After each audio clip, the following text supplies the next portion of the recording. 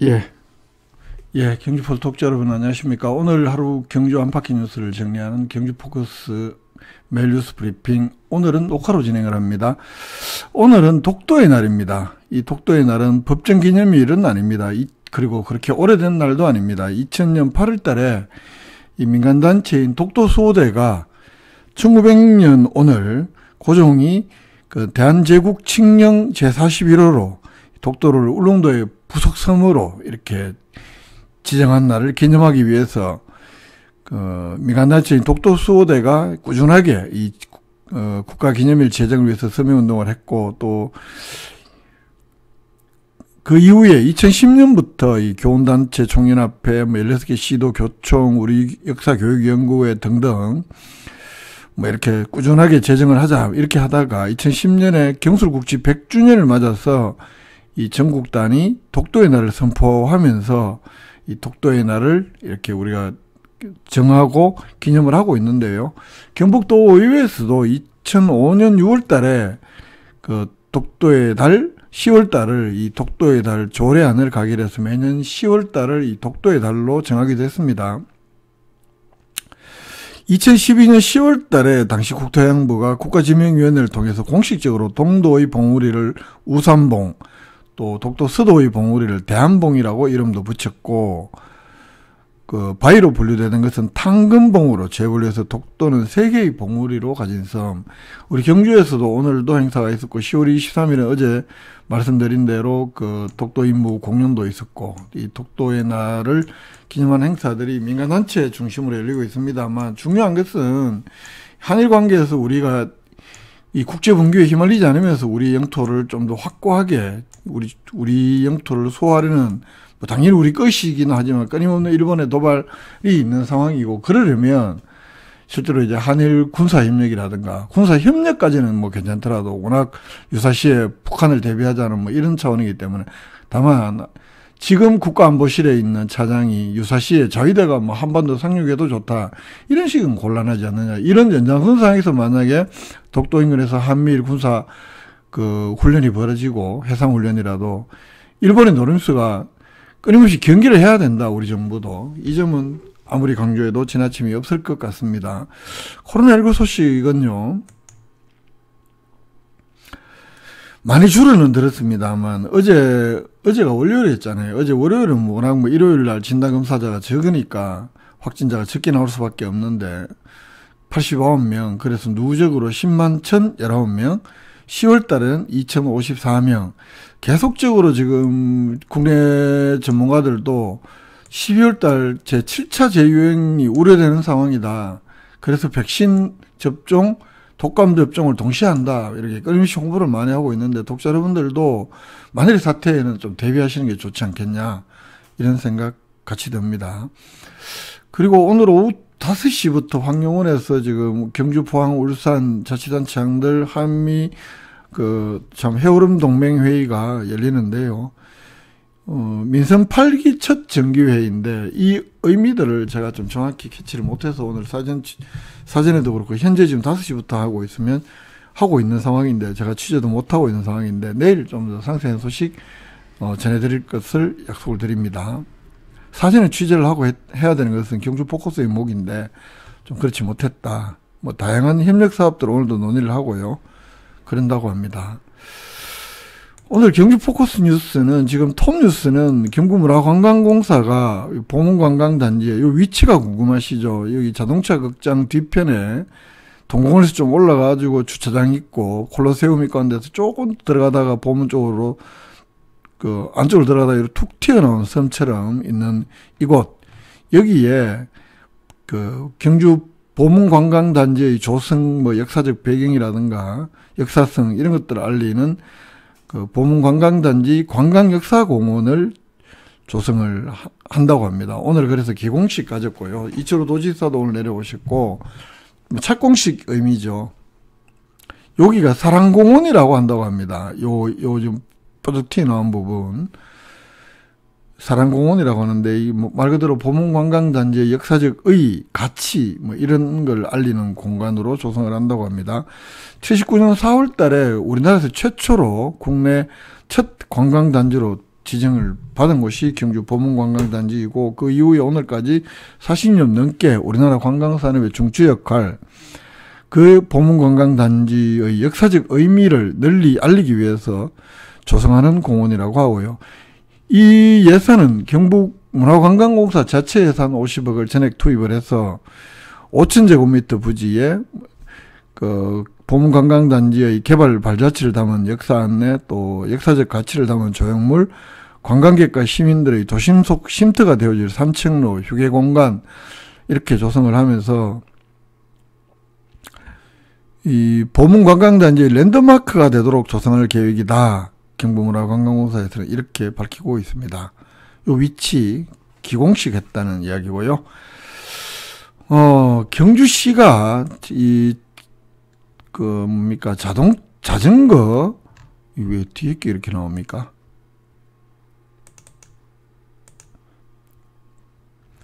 자전거 활용 우수 사례 경진대회에서 경주시가 최우수상을 받았다고 합니다. 경주시 타실라, 공유자전거 명칭이 타실라인데, 이건 뭐 오래되지는 않았습니다. 6월달부터 6월 하반기에 첫 시범 운영을 했고, 7월 말까지 시범 운영하고, 8월달부터 유료화를 하고 있는데, 그 자전거 이용, 행정안전부가 주관하는 자전거 이용 활성화 우수사례 경진대회에서 경주시가 최우수상을 받았다고 합니다. 21일, 22일 이틀 동안 전주시에서 열렸다고 하고요. 1차 서면 심사를 통해서 통과한 8개 지자체가 경연을 벌였는데, 이 경주 타실라의 경우에는 예산이 많이 소요되는 키오스크 및 전용 거치대를 이용하지 않고 일반 거치대에 그 비콘이라는 장치를 부착해서 대여 반납이 가능하도록 만들었다. 그래서 비용도 절감하고 GPS 오차 범위를 줄인 것이 높은 평가를 받았다는 것이 경주시의 설명이고요.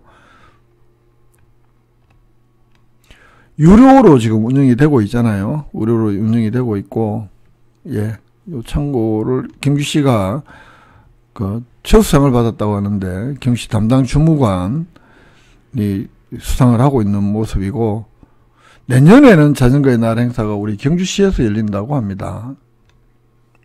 예, 다음 소식요. 자, 뭐 축제가 다 끝났나 싶었는데, 봉황대 쪽에서 그 경주 상권 르네상스 사업, 중심 상권 르네상스 사업으로 그 금리단 아트 페스타라는 이름으로 올해 처음 행사가 열립니다. 이번 주말입니다. 29일, 30일 봉황대 특설무대 중심상가 일원에서 개최가 됩니다. 이런 행사들이 예정이 되어 있고요.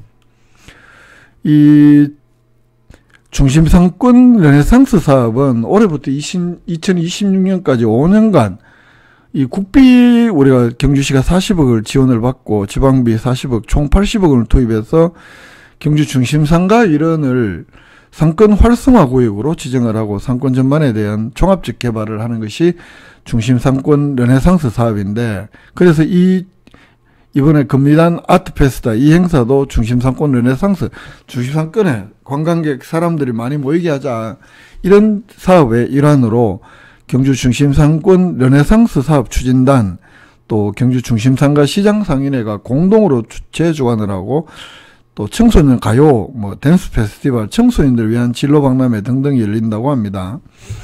주로 청소년들을 위한 여러 가지 행사들, 그리고 중심상가 소비 진작을 위한 뭐 할로윈 이벤트라든가 고적대, 거리 댄스 팀 프레이드, 할로윈 이벤트 이런 행사들이 열리고요.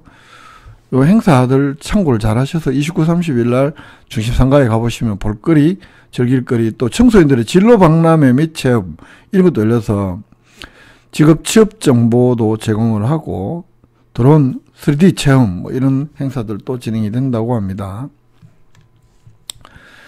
자, 그 경주시의회에서는 올해 조례로까지 무분별한 공모사업은 좀 지양을 하자, 그래서 공모사업을 심사할 수 있도록 참 시의회에 보고하도록 하는 조례를 만들었는데, 이게 왜냐하면 공모사업을 선정이 많이 된다고 해서 무조건 좋은 것만은 아니다. 예산 확보가 되고 국비 지원을 받지만 그게 되게 경주시 예산을 붙여야 되는 경우가 많기 때문에 이런 공모 사업을 또 지나치게 과별로 경쟁적으로 너무 많이 우선을 해서 받으면 또 경시 자체 사업을 하는 데는 어려움이 있는 것 아니냐.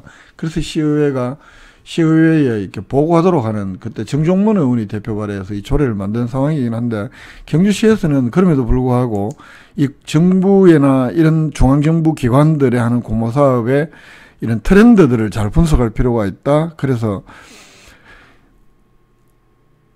어제 오늘 이틀 동안 화랑마을에서 관련 직원 50명 대상으로 공직자 핵심 역량 강화 교육을 했다. 그래서 이 정부나 광역 정책의 트렌드라든가 뭐 예산 분석, 또 정부 공모사업의 기념 지역 우수 공모사업 사례, 뭐 정부 예산안 편성 단계 대응 방안, 또 경주적 자원 및 지역 경쟁력 분석이라든가 뭐 이런 것들을 교육을 받았다고 합니다. 이게 그 외부 전문기관에서 와서 경시 공무원들을 교육을 했다고 합니다.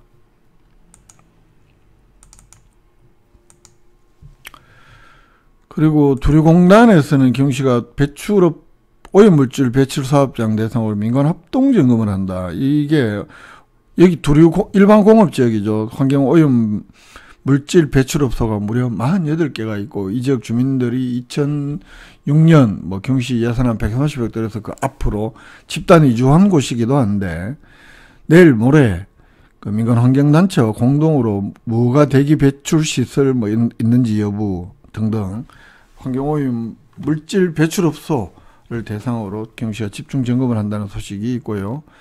또 경주시가 도시재생 우수지자체로 선정이 되었다는 소식도 있습니다. 제가 국토부의 관련 자료들을 좀 미처 찾아보지는 못했는데요. 경시의 도시재생 사례가 우수한가요? 모르겠습니다. 도시재생 협치포럼이랑 그것도 만들어졌는데, 그 도시재생 및 사회적 가치를 모범적으로 실천하는 기초지자체장, 공공기관장들, 공동대표나 공동위원장을 위촉하는데, 여기에 준하경 경시장이 도시재생 협치포럼 공동대표단, 대구 경북 권역별위원회 공동위원장 및 정책위원회 분과 공동위원장으로 초대가 됐다고 합니다. 오늘 10월 25일 경주포커스 뉴스는 여기까지고요. 오늘 국회에서 내년 예산안 그럼 이제 정부 예산안이 다 짜졌다는 이야기잖아요. 내년 예산안 점한 대통령의 시정연설, 뭐 예산안 설명도 하고 또 국회에 협조를 요청하는 그런 뭐 연설을 한 날인데, 우리 시의회에서 보면 뭐 경주시 예산, 내년도 예산안에 대해서 준하경 경주시장이 설명하는 형태가 되겠죠. 그걸 연상을 하면 되는데, 어제 민주당 민주연구원에 대한 압수수색이 있었고, 물론 민주연구원이 민주당의 뭐 전체는 아니지만 당사에 있는 곳이고, 그게 김용 민주연구원 부원장이 3시간 동안 3일 동안 3시간 머물렀다는 곳인데, 실제 이제 문서 파일 3개 내용적으로는 아무것도 없어도 그게 아주 상징적인 거죠. 5일 전에는 더불어민주당 당원 당직자 국회의원들이 압수수색 못하게 막아서고 대치를 하고 있고, 민주당이 대선 자금과 연계돼서 악의 소굴이다, 뭐 이런 이미지를 노린 것 아닐까라는 분석을 민주당에서는 하고 있습니다. 그리고 국정감사 어제가 마지막 날이었고, 그 마지막 날에 그렇게 가는 것은 국회를 존중하지 않는 것 아니냐, 야당을 말살하려는 것 아니냐. 유사일에 콘사 정권도 이렇게는 안 했다. 콘사 정권은 총칼로 통치를 했는데, 지금 윤석열 정부는 검찰 독재를 꿈꾸냐, 뭐 이런 강한 반발과 함께 시정연설을 보이콧하는 모습도 있었습니다. 헌정사상 대통령은 그 대통령의 시정연설에 조건을 단 예를 본 적이 없다라면서 이 연설을 강행을 했습니다만, 헌정사상 이렇게 야당을 또 무자비하게 뭐 이렇게 또 검찰들이 각종 사건들을 만들고 국감정에 이런 야당 당사를 들어간 적이 있었냐라는 것은 또 민주당의 항변이기도 합니다. 국민들은 여전히 지금 제 같은 경우는 경유차를 타는데 1, 2대 1,800원인데 원래 초만 하더라도 1,300원, 1,200원 그것도 비싸다 이렇게 했었는데, 이 정도 물가, 고금리, 특히 이 고금리가 사람들을 잡는 것은 대출하는 사람들, 특히 뭐 그 영혼을 끌어서라도 집을 샀던 사람들. 그 이자 부담이 2배, 3배로 늘어나고 있다. 뭐 2배, 3배까지는 안 하겠죠. 엄청난 부담이 되잖아요. 우리 그 금융권에 빚져보신 분들 아시겠지만 꼬박꼬박 돌아오는 이자 날짜 정말 죽을 지경인데 그게 또 변동금리 계속 변하고 있다. 높아지고 있다. 대출금리가 시급하는 거죠. 국민들 그리고 지금 뭡니까 세계 경제 그리고 9달 연속되는 무역 적자의 사상 초유고 중국어 수교 이후에 최대의 무역 적자 이런 경제는 어려워 나날이 지금 어려워지고 있는데 보수 정권이 경제는 잘한다 안보는 잘한다 NLL에서 총성이 터지고 있고 평화는 관리해야 되는 평화는 관리가 안 되고 있고 걸핏하면 문재인 정권 탓이라고 합니다. 문재인 정권에 그러나 그 평화 유지비가 얼마 들은지 정확히 올해 추정 못하겠습니다만 현재로서는 그게 무슨 다들 쇼였다고 취급을 하고 그때 당시 총은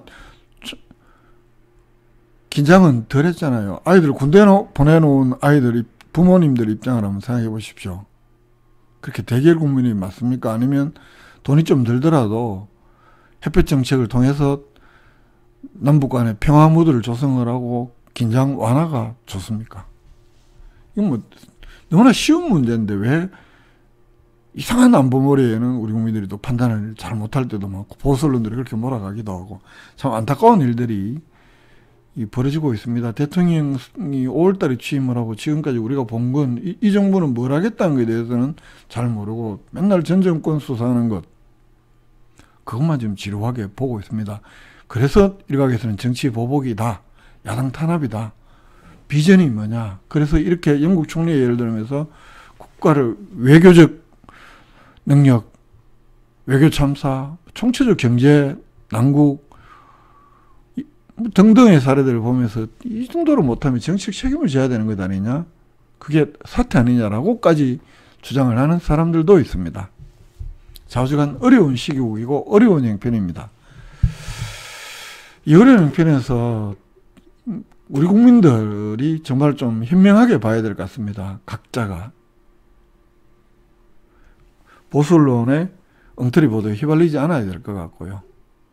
역사 속에서 증명되는 것들이 너무 많은데 사실은 우리가 그래서 역사 공부를 하는 것이기도 한데 잘 이겨냅시다. 잘 이겨내는 것은 우리 국민들이 일단 이 사태를 냉정하게 보면서 대한민국의 앞날을 위해서 우리가 어떤 행동과 어떤 판단을 해야 되는지를 정말 잘 하는 거죠. 저는 지금 윤석열 대통령 하에서 벌어지고 있는 무도한 일들이 너무 많다.